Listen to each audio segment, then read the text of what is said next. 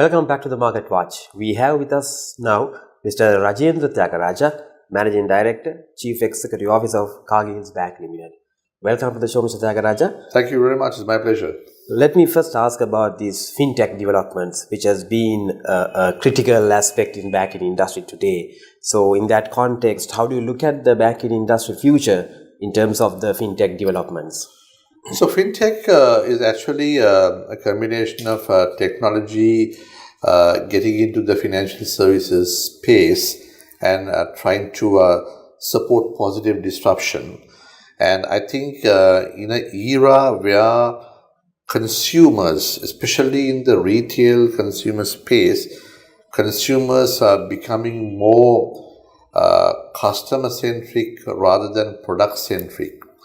There is a huge opportunity for financial services providers to use fintech for innovation, positive innovation, and then embrace those developments into their own offerings.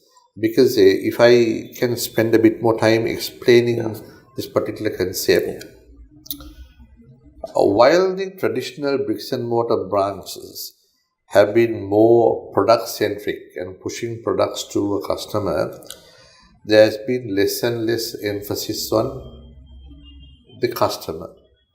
And today, especially the next generation of customers, the young millennials who tend to be more tech-savvy, have different needs. And their needs are just in time. They need to be in control of their destiny, and some of the type of questions they tend to ask today as consumers is, am I able to access my bank or balance at any time, anywhere, as fast as possible? Do I have a choice for any particular product so that I can compare?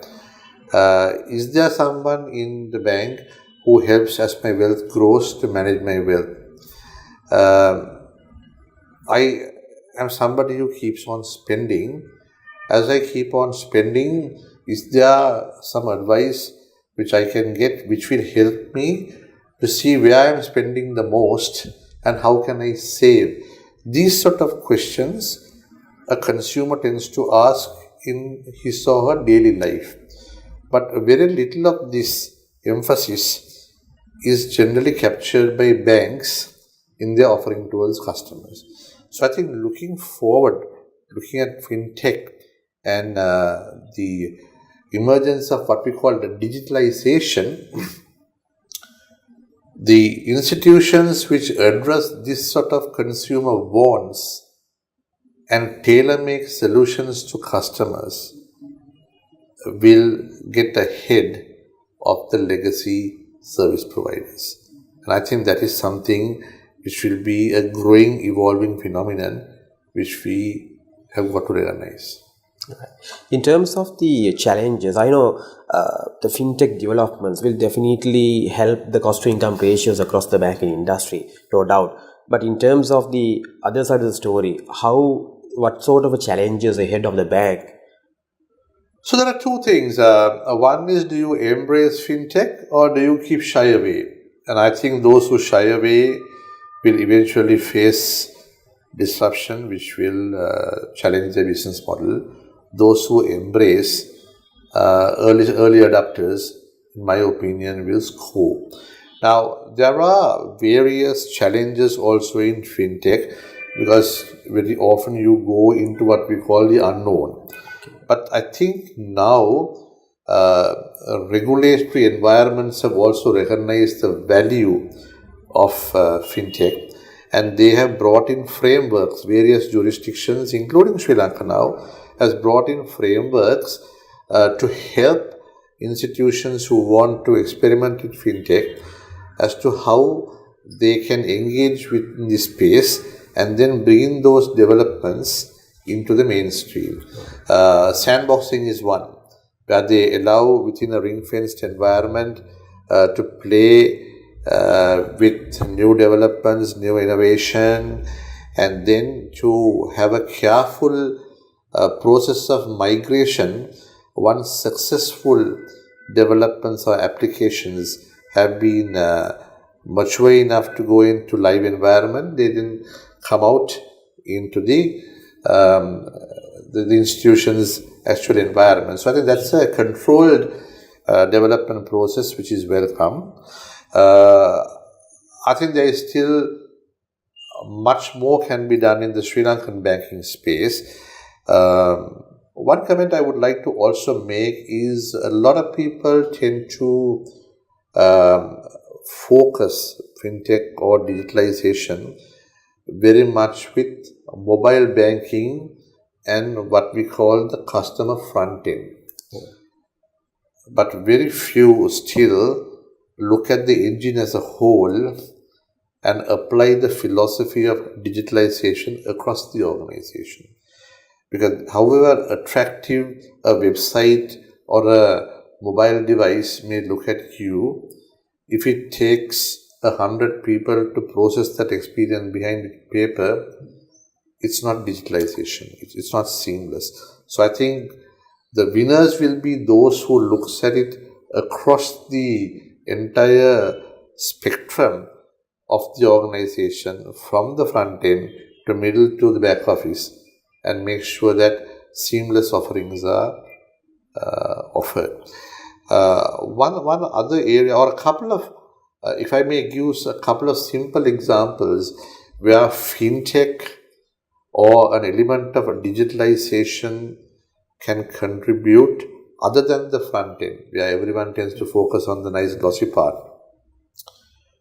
In the space of mobile money or mobile and internet banking, one of the biggest threats is this issue of cybersecurity. Yeah.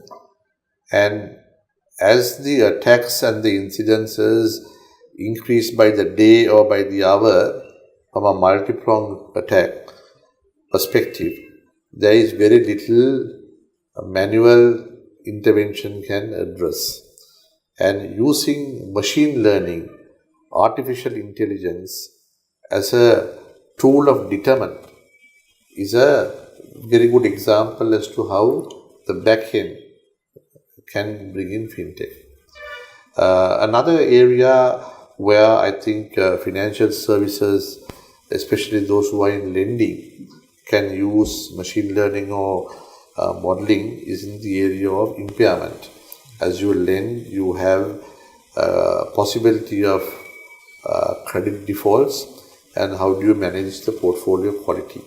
Now again, as you get more and more into fragmentation, smaller ticket, larger volume of business, there is only very little a manual based environment can do in managing a burst in volumes. And introducing modeling in predictive behavior of portfolios is another way machine learning as well as computer-based modeling can be used in the middle and the risk management areas. So these are some examples where I think high tech can bring down the cost, improve a defense on operational risk, as well as help to manage the business model more effectively. In terms of the blockchain, Mr. Tyagaraja, that will be a revolutionary, creative revolutionary situation in the banking space too. In that context, how does banking sector cope up with that blockchain development? And so there are various aspects of blockchain which are currently being experimented by institutions. Banks in particular, the way I see, cannot avoid this. It will come in. A couple of simple examples from a Sri Lankan perspective embracing blockchain which come to mind. One is in the space of remittances. There is technology such as RippleNet, which has just come in. In fact, my own organization is one of the very first in Sri Lanka which has adopted this, which will effectively sidestep SWIFT and facilitates cross-border payments on a literally instant basis. So that's one aspect. The other area is in the space of things like invoice discounting in supply chain based structures. Okay. Introduction of blockchain will open what we call distributed ledgers between various players in the supply chain, and the payment process in discounting of invoices, etc., will become far more seamless with greater accuracy, greater speed, which will also help the borrowers to access funding on a more timely manner, as well as the financial service providers to provide a more cost-effective means of financing in the medium to long run. So these are a couple of examples which are currently, which come to mind in a typical retail commercial banking space. Right. From a final note, Mr. Aggarwala, from a central bank point of view, how do they look at the fintech developments, and how supportive from the regulators' point of view? So I would say world over and region, from a Asia Pacific region perspective, any regulator has to first safeguard the interests of depositors and the general public who banks. Yeah. So I think the safety is important naturally, and the bank supervision has to naturally look at such new developments objectively but also cautiously to make sure that the overall health of the institutions and the banking system is safeguarded. But at the same time, they need to also be mindful of the progress of technology and the value such progress can improve the convenience of the customer, as well as improve the cost structure and the efficiency of the bank or the financial service institution which provides that support to the customer. And the role I think they have is a balancing act of playing the guardian supervisor on one side, but also providing a facilitation role for the industry to benefit from this progress. Right. Okay. Thank you so much, Mr. Aggarwala, for your valuable time, and thank you so much, our viewers. Hope you all had a great time. See you next time with the Market Watch. Bye bye.